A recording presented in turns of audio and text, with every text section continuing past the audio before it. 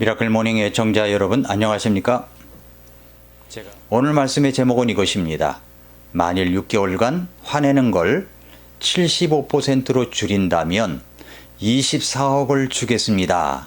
이 제목을 보고 깜짝 놀라셨죠? 왜 이런 제목을 정했는가 들어보시기 바랍니다. 랍비 조셉 텔류시키는 그의 책에서 다른 사람에게 비현실적인 요구를 하지 말라는 글에서 탈무드의 글을 인용하여 이렇게 말합니다. 랍비 조슈아는 이렇게 가르쳤다. 우리는 대부분의 사람들이 견디지 못할 법령을 사회에 선포해서는 안 된다. 이 말이 무슨 이야기냐면 사람은 자신의 기질을 통제할 수 있을까요? 없을까요? 여러분의 기질을 아십니까? 어떤 때는 성질 더러운 기질 등이 있을 겁니다. 특별히 화를 내는 것, 분노라는 것이 있죠. 자, 여기서 한번 생각해 봐야 할 것은 화가 엄청 날 때 그 분노를 조절할 수 있을까요? 없을까요? 통제가 될까요? 안 될까요? 뚜껑이 열리면 그 감정이 통제가 됩니까? 그 자신의 감정을 통제할 수 있을까요? 통제할 수 없다고 생각하십니까? 만약에 여러분이 그 분노를 통제하는 부분에 대해서 이런 제안을 받는다면 어떻겠습니까? 만일 앞으로 6개월간 단 한 번도 화를 내지 않는다면 200만 달러를 주겠다는 제안을 받는다면 과연 그래도 분노를 조절할 방법을 찾으려 하지 않을까요? 라는 제안입니다. 200만 달러, 약 24억이라고 칩시다. 내가 6개월간 단 한 번도 화를 내지 않는다면 24억을 받을 수가 있습니다. 세상에 이런 파격적인 제안을 할 수가 있겠습니까? 그렇다면 아마도 우리는 화를 내지 않기 위해서 연구를 할 겁니다. 분노를 조절할 방법을 적극적으로 찾을 것입니다. 이렇게 6개월간 단 한 번도 화를 내지 않는다면 200만 달러를 주겠다는 제안을 보고 UCLA 의대 정신과 교수인 시티브 마버 박사는 이런 제안은 잘못되었다고 하면서 그 내용을 수정할 것을 제안했습니다. 어떻게 수정하느냐고 하니까 이렇게 말했습니다. 만일 앞으로 6개월간 화내는 걸 75%로 줄인다면 200만 달러를 받는데 과연 그래도 분노를 조절할 방법을 찾으려 하지 않을까요? 라고 바꾸라는 것입니다. 무엇이 바뀌었습니까? 단 한 번도 화를 내지 않는다면이 아니라 화를 내는 걸 75%로 줄인다면으로 바뀌었습니다. 서론의 제가 탈무드에서 나오는 이야기, 랍비 조슈아가 말했던 내용을 한번 기억해 보시기 바랍니다. 우리는 대부분의 사람들이 견디지 못할 법령을 사회에 선포해서는 안 된다. 그렇습니다. 가능한 법령을 말하는 것입니다. 가능한 법령. 75%는 현실적이고 실현 가능할 수 있는 것입니다. 쉽게 따를 수 있는 것을 요구하라는 말입니다. 세금도 마찬가지입니다. 자유민주주의 국가에서 훌륭한 정치는 국가는 국민들을 위한 정부는 작은 정부이어야 하고 세금도 가능하면 줄여야 하는 정부가 훌륭한 정부라는 것을 레이건 11이라는 책에 보면 주장하고 있습니다. 정부도 국민이 납득할 만한 법령을 정해야 합니다. 다수당이라고 밀어붙이기식 법령을 만들어 국민을 괴롭힌다면 그런 정당과 국회의원은 절대 뽑지 않겠죠. 가능한 한 법령, 따를 수 있는 법령을 말하라는 탈무드의 내용은 많은 것을 생각하게 합니다. 분노도 그렇습니다. 지금까지 한 번도 부부싸움을 하지 않았다는 제가 아는 어느 목사님이 있는데 제가 그게 인간이냐고 그랬습니다. 물론 그런 분이 있겠죠. 그러나 결혼을 하면 필수 코스가 제일 먼저 찾아오는 것이 부부싸움이지 않습니까? 신혼 초기부터. 아니, 결혼을 앞두고서부터 싸움을 하는 커플이 얼마나 많습니까? 성경에 보면 부부싸움한 커플이 있는데 다윗입니다. 다윗 커플이 부부싸움한 내용이 성경에 나옵니다. 미갈이 남편에게 엄청 화를 내고 폭언을 하는 내용입니다. 다윗은 정말 하나님을 사랑했던 사람이죠. 그래서 블레셋 땅에 있었던 하나님의 교회를 가져오려 하다가 나곤의 타작마당에서 우사가 죽는 사건이 발생했습니다. 그래서 그 다음에 레위 사람들이 그 교회를 옮기도록 하여 예루살렘으로 하나님의 법궤가 들어올 때에 다윗은 너무나 기뻐서 춤을 춥니다. 주 앞에서 힘을 다하여 춤을 췄다고 이야기합니다. 그러자 미갈이 하나님의 괴를 성막에 옮기고 나서 기쁨으로 돌아와 집안 사람들을 축복하며 기분 좋게 들어오는 남편을 향해서 아내 미갈이 기다렸다는 듯이 이렇게 쏘아 붙입니다. 사무엘하 6장 20절에 보면은 이렇게 말씀을 했습니다.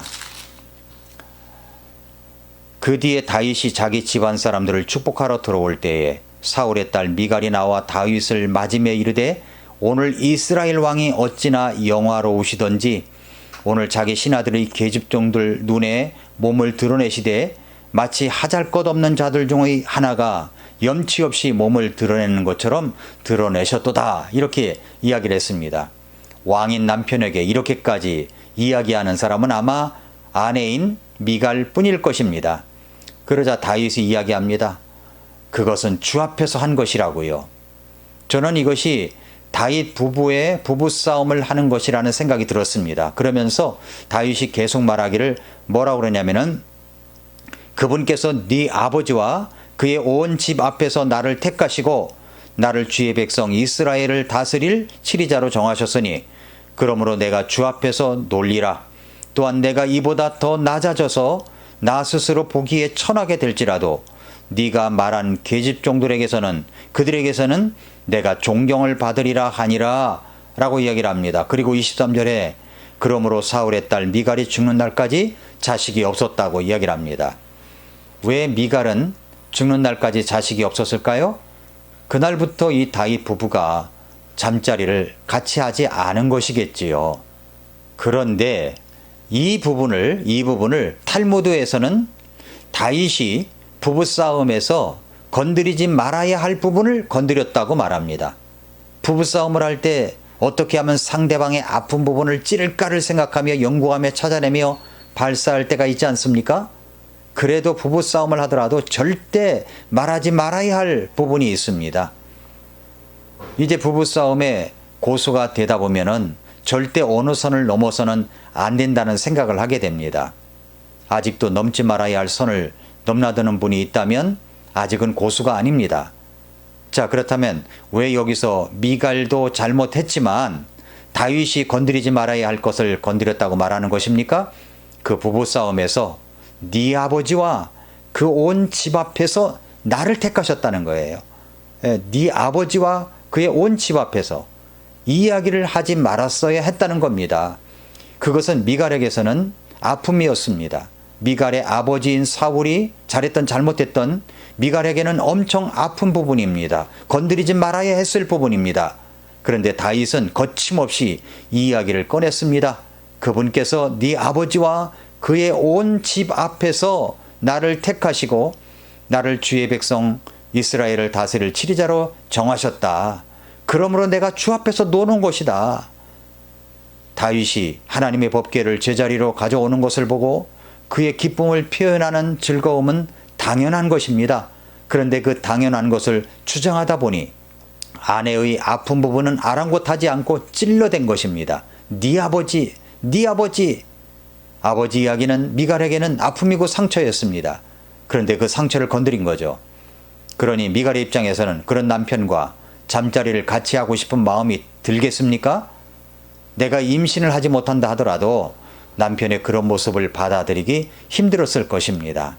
가장 많이 화를 내고 있는 대상이 있다면 아마도 배우자일 것입니다. 앞으로 6개월간 화를 내는 것을 75%로 줄인다면 다른 사람이 보상할 것을 기대하지 말고 자기가 자기 자신에게 보상을 하는 방법을 써보면 어떻겠습니까? 나를 위한 꽃집에서 나를 위한 꽃 한 다발을 산다든지 1박 2일 아내와 함께 어디 여행을 간다든지 호캉스를 한다든지 바다를 보러 간다든지 또 서울 장안에서 제일 좋은 맛집을 간다든지 특별한 이벤트를 한다든지 말입니다. 여러분의 분노를 통제해야 합니다. 여러분의 혀를 통제하십시오. 야고보서 3장 2절에 보면 우리가 다 많은 것에서 실족하나니 만일 어떤 사람이 말에서 실족하지 아니하면 바로 그 사람은 완전한 사람이라고 했습니다. 능히 온몸도 제어할 수 있는 사람이라고 했습니다. 정말 그렇지 않습니까?